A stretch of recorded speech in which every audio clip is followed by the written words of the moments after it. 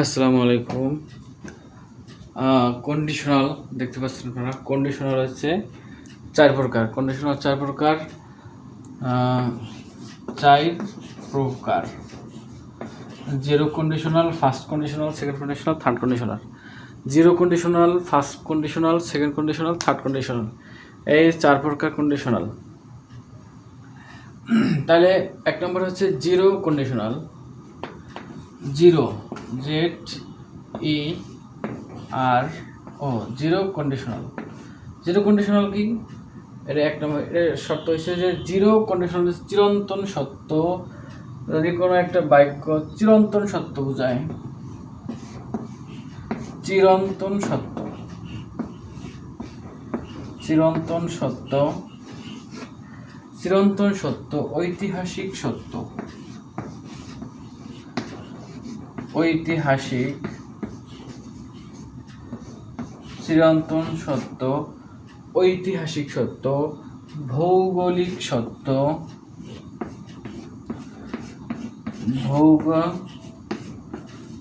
ভৌগোলিক ভৌগোলিক সত্য, অভ্যাসগত কর্ম, অভ্যাসগত কর্ম,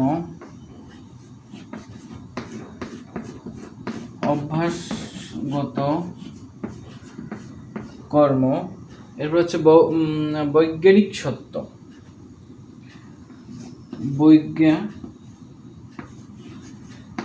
বৈজ্ঞানিক সত্য। জিরো কন্ডিশন হচ্ছে চিরন্তন সত্য, ঐতিহাসিক সত্য, ভৌগোলিক সত্য, অভ্যাসজাত কর্ম, বৈজ্ঞানিক সত্য যদি বোঝায় তাহলে কি সেটা জিরো কন্ডিশনাল হবে।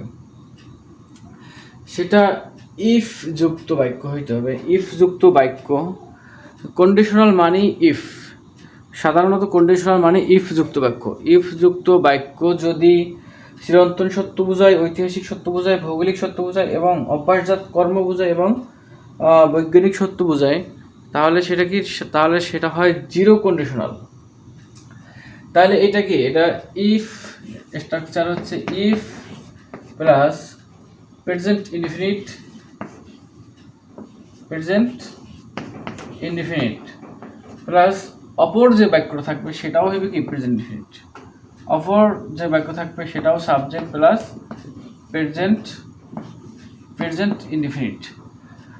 তাইলে সাধারণত যদি এক পাশে প্রেজেন্ট ইনডিফিনিট হয়, অন্য পাশেও প্রেজেন্ট ইনডিফিনিট হবে। আর বাক্যে সাধারণত কি হয়? চিরন্তন সত্য বুঝাইলে বাক্যটা সাধারণত ইনডিফিনিট হয়, ঐতিহাসিক সত্য বুঝাইলে বাক্যটা ইনডিফিনিট হয়, ভৌগোলিক সত্য, অভ্যাসজাত কর্ম, বৈজ্ঞানিক সত্য এগুলো বুঝালে সাধারণত বাক্যটি প্রেজেন্ট ইনডিফিনিট হয়। সেক্ষেত্রে এই সাইডটা যদি বোঝায় তাহলে সে বাক্যটা হবে জিরো কন্ডিশনাল। যদি আমরা দেখি if water boils, if water WATE R if water boils BOILS, মানে if পানিকে যদি হিট দেওয়া হয়, পানিকে যদি হিট দেওয়া হয় তাহলে কি হয়? সেটা অবশ্যই গরম হয়। এটা কি? এটা চিরন্তন কথা, চিরন্তন সত্য কথা। তাহলে ইট হিটস,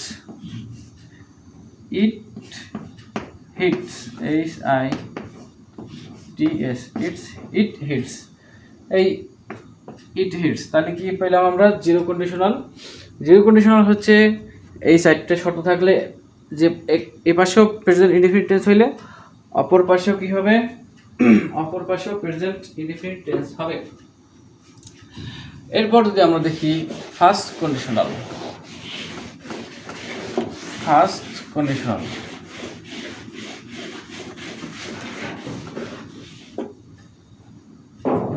ফার্স্ট কন্ডিশনাল আছে কি? FIRS টি ফার্স্ট কন্ডিশনাল। ফার্স্ট কন্ডিশনাল কি আছে? ফার্স্ট কন্ডিশনাল আছে ইফ প্লাস আগেরটা গেছে জিরো কন্ডিশনাল প্রেজেন্ট ইনডিফিনিট। এটা হচ্ছে যে কোনো প্রেজেন্ট, যে কোনো প্রেজেন্ট টেন্স, যে কোনো প্রেজেন্ট, SEN, যে কোনো প্রেজেন্ট। ফার্স্ট কন্ডিশনাল কি, ইফ যুক্ত বাক্য যে কোনো প্রেজেন্ট টেন্স হয়, ইফ যুক্ত বাক্য যে কোনো প্রেজেন্ট টেন্স হয়, তাহলে পরবর্তী বাক্যে subject plus shall, will, can, may, shall,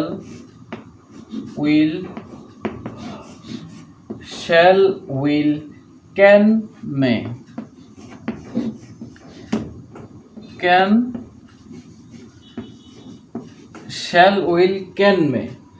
যদি ফার্স্ট পার্সনের যে কোনো প্রেজেন্ট টেন্স হয়, তাহলে পরবর্তী বাক্যে হবে subject plus shall, will, shall অথবা উইল অথবা ক্যান অথবা মে, প্লাস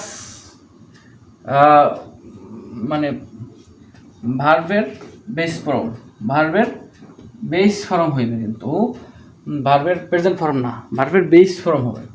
তাহলে ফার্স্ট কন্ডিশন হচ্ছে ইফ যুক্ত বাক্য যদি যে কোনো প্রেজেন্ট টেন্স হয়, তাহলে পরবর্তী বাক্যটা হবে subject, shall, will, can, May, plus ভার্বের বেস ফর্ম। এটা গুরুত্বপূর্ণ, এটা মনে রাখা খুবই জরুরি যে ভার্বের বেস ফর্ম, ভার্বের বেস ফর্ম মানে কি, সে এখানে যদি থার্ড পার্সন সিঙ্গুলার নাম্বার হয়, কিন্তু তাহলেও এস বাই এস যোগ হবে না।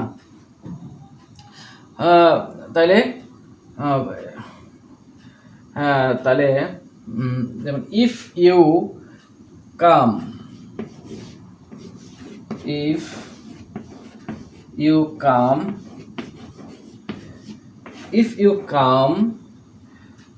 I will go, I will go,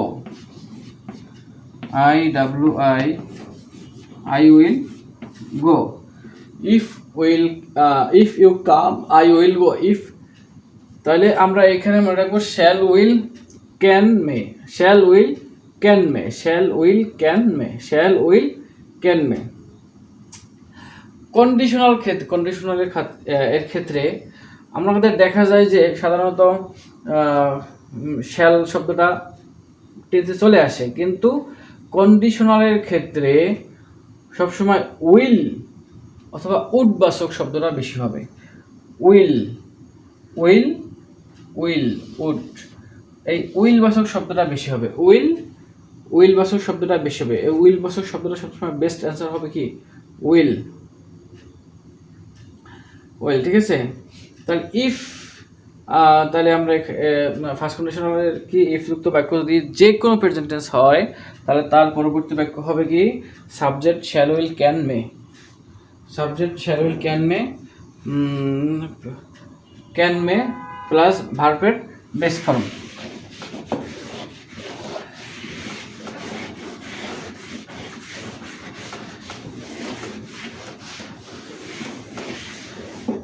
ভার্বের বেস ফর্ম। এরপরে এসে second conditional, SECND, second condition হচ্ছে ইফ যুক্ত বাক্য যদি পাস্ট ইনডিফিনিট হয়। কি হয়, ইফ যুক্ত বাক্য যদি কি হয়, পাস্ট ইনডিফিনিট। ইফ যুক্ত বাক্য যদি পাস্ট ইনডিফিনিট হয়, তাহলে কি হবে, সাবজেক্ট, পরবর্তী বাক্য হবে সাবজেক্ট প্লাস এরপরে কি হবে, would, could, should, might, would, could, should, might, would, could, COU, would, could, should, mite,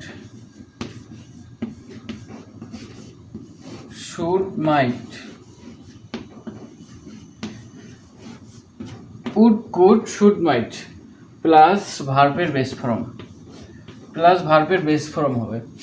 second condition হচ্ছে কি, যদি ইফ যুক্ত বাক্য পাস্ট ইনডিফিনিট হয়, তাহলে কি পরবর্তী বাক্যে subject would, could, might, should, অথবা would, could, should, might, should, plus ভার্বের বেস ফর্ম।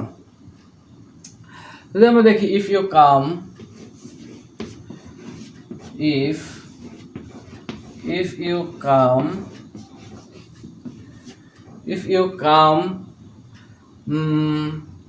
আই উড গো,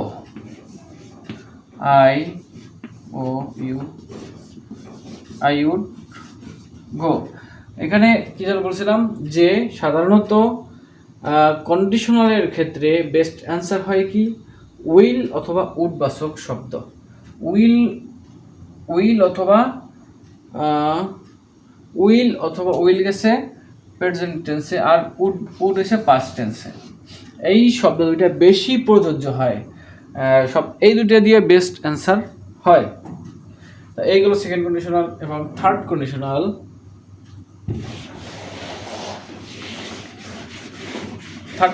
কি ইফ যুক্ত বাক্য।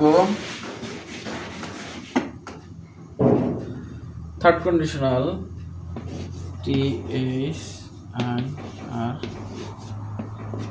থার্ড কন্ডিশনাল ইফ যুক্ত বাক্য যদি past perfect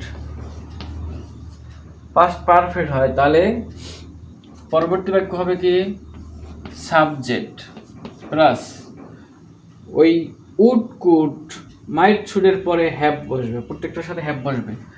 would have,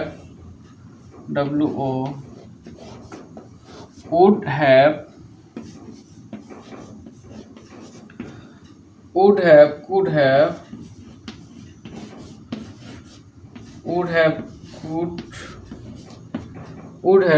have, might have,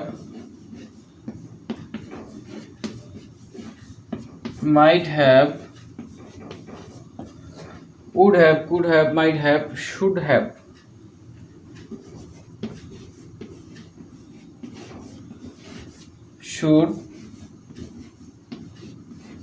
should have।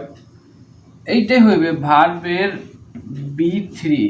ভার্বের এখানে আর ভার্বের বেস ফর্ম হইবে না, এখানে হবে V3 past participle form. Third condition হচ্ছে ইফ যুক্ত বাক্য যদি পাস্ট পারফেক্ট টেন্স হয়, তাহলে subject would have, could have, should have, might have. Would have, could have, should have, might have, মানে উড কুড মানে শুধু প্রত্যেকের সাথে হ্যাভ আছে, আর প্লাস ভার্বের মানে V3 হবে, পাস্ট পার্টিসিপল ফর্ম হবে। যেমন আমরা যদি বলি if you had come,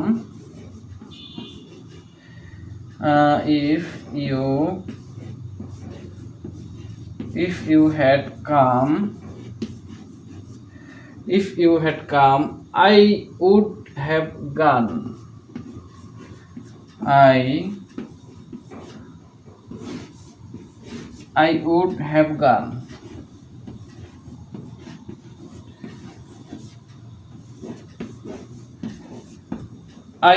have gone। Third conditional if যুক্ত বাক্য যদি পাস্ট পারফেক্ট টেন্স হয়, তাহলে subject plus would have, could have, should have, might have হবে এবং V3 হবে। তাহলে কন্ডিশনাল 4 প্রকার। জিরো কন্ডিশনাল হচ্ছে কি হবে, এটা হচ্ছে চিরন্তন সত্য, ঐতিহাসিক সত্য, বৈজ্ঞানিক সত্য, অভ্যাসজাত কর্ম, বৈজ্ঞানিক সত্য এবং ঐতিহাসিক সত্য যদি বোঝায়, তাহলে এপাশেও প্রেজেন্ট ইনডিফিনিট হবে, ওপাশেও প্রেজেন্ট ইনডিফিনিট হবে। এবং ফার্স্ট কন্ডিশনাল হচ্ছে ইফ যুক্ত বাক্য যে কোনো প্রেজেন্ট টেন্স হলে, তাহলে পরবর্তী বাক্য হবে শ্যাল শুড, ক্যান, তাহলে কি হবে ভুলে গেলাম কোনো, শ্যাল উইল, তাহলে কি হবে shall will can,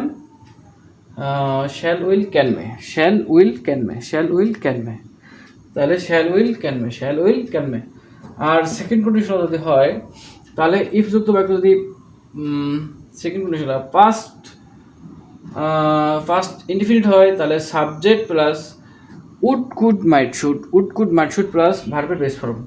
R third কন্ডিশনালে ইফ যুক্ত বাক্য যদি পাস্ট পারফেক্ট টেন্স হয়, তাহলে subject plus would have, could have, should have, might have plus ভার্বের V3 হবে। কন্ডিশনাল ক্লাস এ পর্যন্তই। আসসালামু আলাইকুম।